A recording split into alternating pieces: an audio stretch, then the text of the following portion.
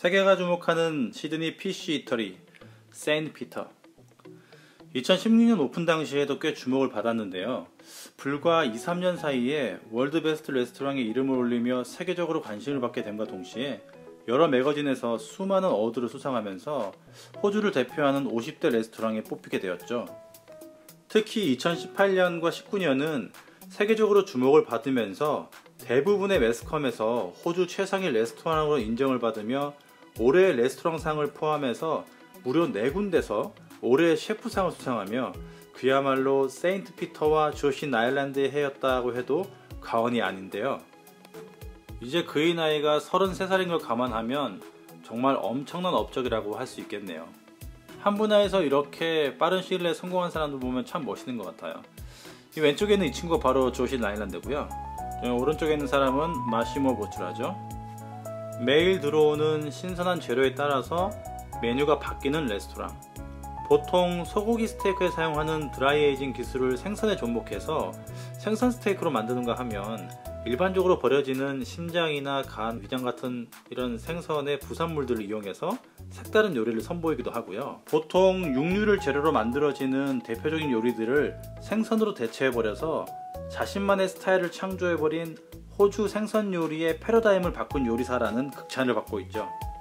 그리고 세인트 피터 근처에 PC 부처리를 오픈하고 기존의 생선샵의 형식을 파괴한 아주 유니크한 생선 가게도 운영 중인데요.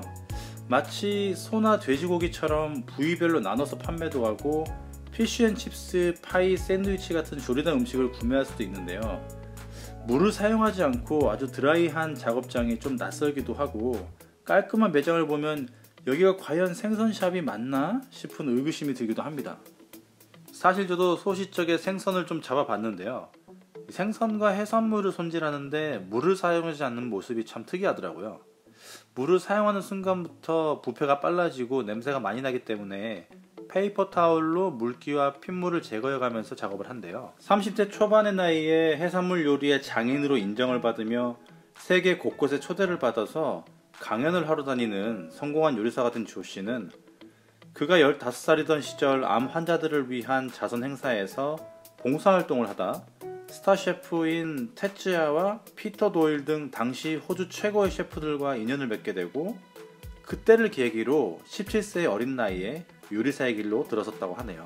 이 요리사가 되기로 마음먹은 뒤에 피터 도일의 시푸드 레스토랑에서 일을 하며 경력을 쌓던 중 일반적으로 버려지는 생선 부산물이 전체의 40%가 넘는다는 사실을 깨닫게 되고 어떻게 하면 이 낭비되는 것들을 활용할 수 있을까 하는 호기심이 생겨서 그때부터 그걸 효율적으로 사용할 수 있는 방법들을 연구하게 됐다는데요.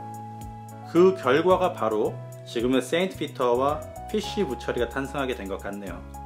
그의 방식대로 손질을 하면 최대 90%까지 생선을 활용할 수 있다고 하니 참 대단하죠. 역시 모든 건 관심에서부터 시작하는 것 같아요. 이 호주에서는 일찍 결혼하는 경우가 굉장히 흔한데 조씨 같은 경우도 20대 초반에 같은 요리사 출신인 아내와 결혼하여서 견문을 넓히고 싶어 유럽으로 같이 여행을 떠나게 되는데 커플이 함께 다니면서 이곳저곳에서 경력을 쌓다가 영국의 스타 셰프인 헤스턴 블루멘탈의 미슐랭 3스타 레스토랑인 더 팻독에서 함께 일을 하며 경력을 쌓으면서 유럽 커리어에 정점을 찍게 되죠. 그곳에서 많은 테크닉을 배웠다고 하네요. 그리고 나서 고향인 시드니로 돌아와 유럽에서의 다양한 경험을 바탕으로 현재 세인트 피터를 만드는데 굉장히 많은 초석을 다졌다고 합니다. 자, 그럼 제가 멤버들과 함께 다녔던 그날의 메뉴를 한번 살펴보면서 간단하게 그때 기억을 한번 떠올려 보도록 하겠습니다. 메뉴가 매일 조금씩 달라지기 때문에 가볍게 참고만 하시고요. 어떤 식의 메뉴가 있고 어떻게 나오는지에 대해서 그냥 가볍게 살펴보시면 될 것 같아요. 보통 이렇게 스타터, 메인, 사이드, 피니쉬 이런 식으로 구성이 되어 있고요.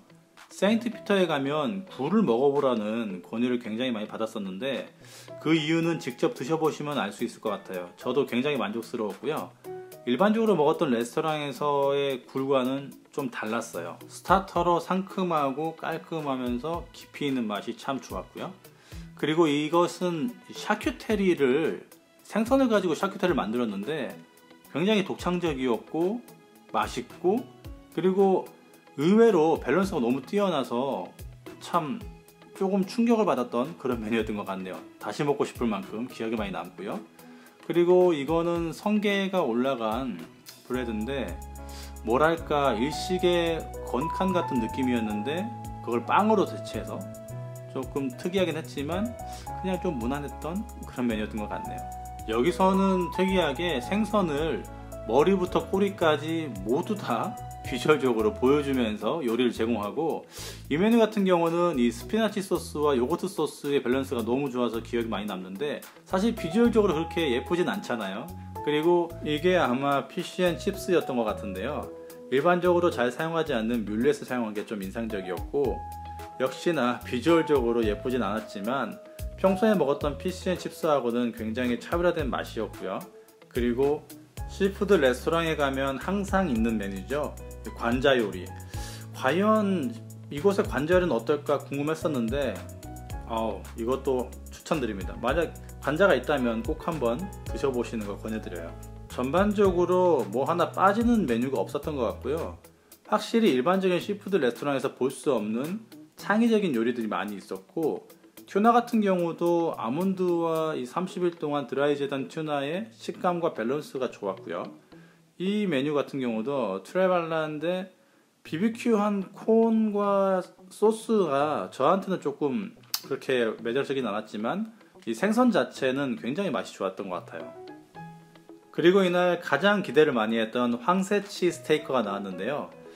비주얼부터가 굉장히 압도적이죠. 사실 이런 황새치를 드라이 에이징해서 스테이크로 먹는 건 처음이어서 기대 반 우려 반이 있었는데 뭐랄까 이거는 살면서 한번 경험해볼 만한 가치가 있는 그런 메뉴였던 것 같아요. 특히 껍질에서 바다내음과 비린맛이 많이 났지만 그걸 같이 먹을 수 있도록 유도한 게 셰프가 추구하는 철학이지 않을까 하는 그런 생각을 한번 해봤고요. 여기 나오는 피쉬앤칩스는 굉장히 맛있으니까 꼭 한번 드셔보시고, 그리고 마무리는 정말 환상이었습니다. 사람들이 극찬을 하는 게 세인트 피터는 이 커스타드 타르트와 레몬 타르트를 꼭 먹어줘야 된다는 그런 얘기를 하거든요. 그 이유는 진짜 이것만 먹으러 가는 사람도 있을 정도로 맛있어요. 정말 맛있습니다. 사진을 보니까 자꾸 또 먹고 싶어지는데요. 여긴 이렇게 혼자 가는 것보다는 여럿이 가서 다양한 메뉴를 경험해보는 걸 추천드리고요. 이런 식으로 굿즈나 소스 이런 것도 팔고 있기 때문에 기념품도 사가실 수가 있어요. 자, 그럼 시드니에 오신다면 세인트 피터에 꼭 한번 들리셔서 새로운 경험을 해보시는 것을 추천드릴게요. 시청해주셔서 감사합니다.